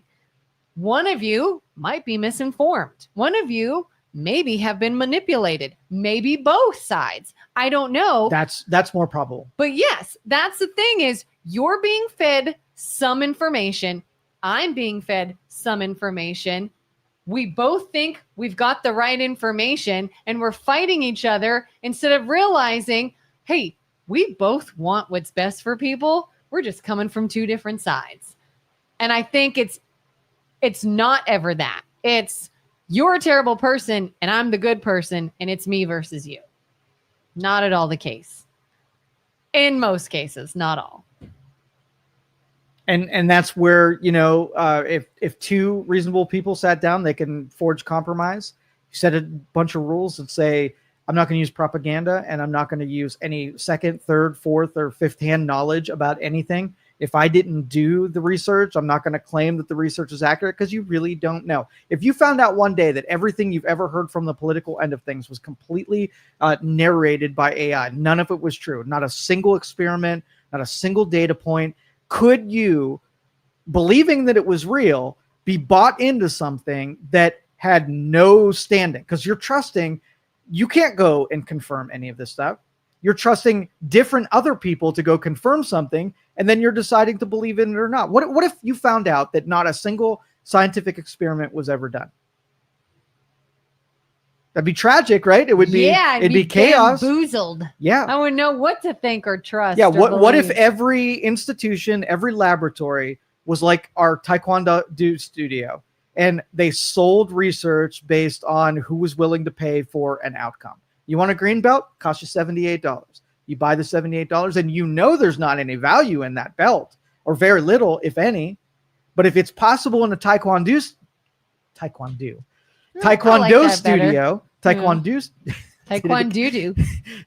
if it's possible and we tolerate it and nobody stands up for it and it's a complete fabrication, you don't think any of the Taekwondo is happening in research laboratories? That you're just buying something, every poll, every experiment, everything? At least have the consideration that might be the case. And that's why I feel like I'm more open-minded to that than I used to be. Because like I've said this before, I was the stereotypical Trump hating liberal, where he's bad, we are good. Republican is synonymous with greedy and selfish and rich and uncaring, and all they do is suckle at the power teat of Trump, who's nothing but all those things himself.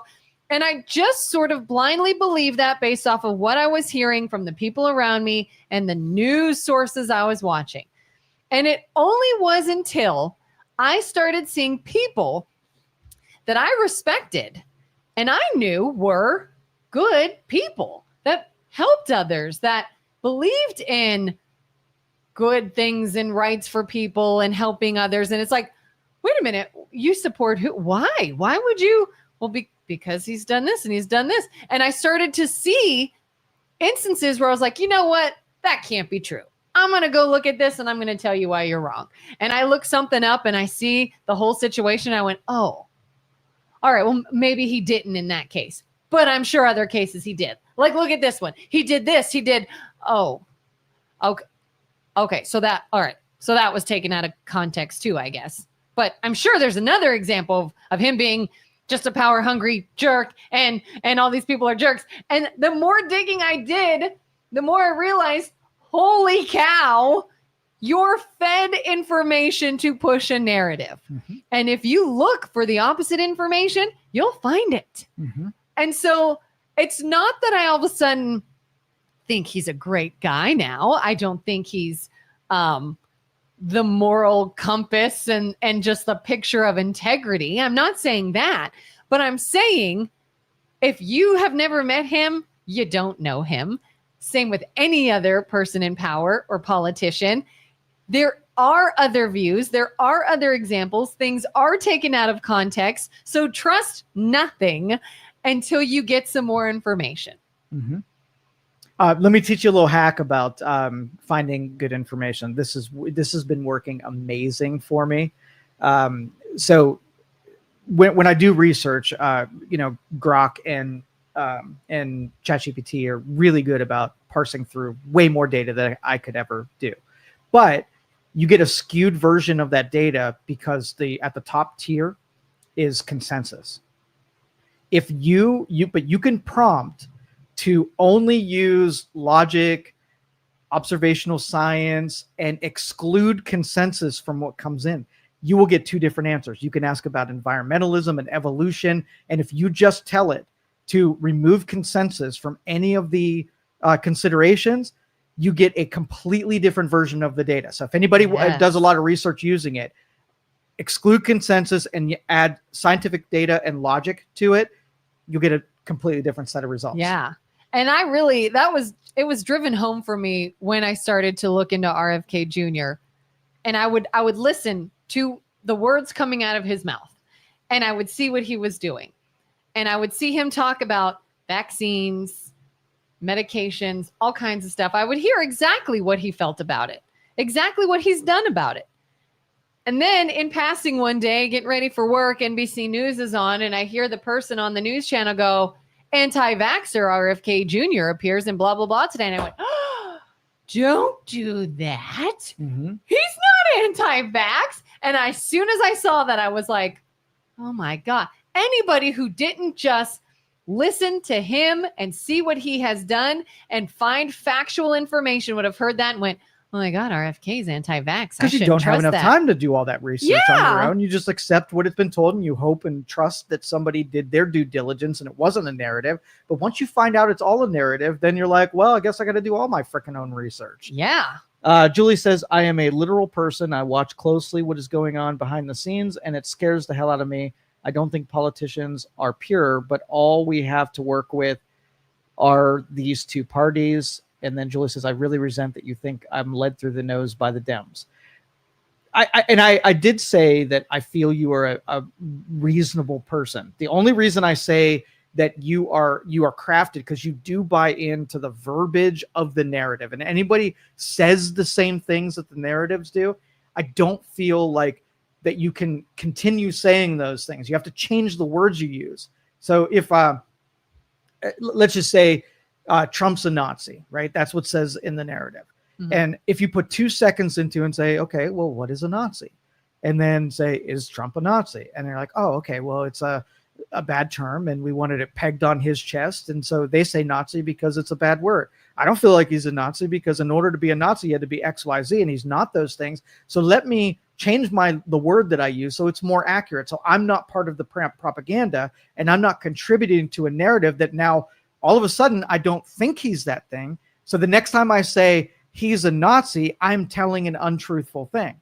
Now your opinion might be he's an authoritarian, which is then one level below that. And then I'll challenge you on authoritarian. What does an authoritarian do? Well, he does this, this, and this. It's not like that. So let's go a lighter word until you get something that you can not be challenged on and you agree with wholly. And that's the word that you use. And so I try not to use any of the propaganda terminology because I'm going to get lumped in with people who feel wildly different than I feel. I got to pick the proper word so that I'm not part of that tribal group.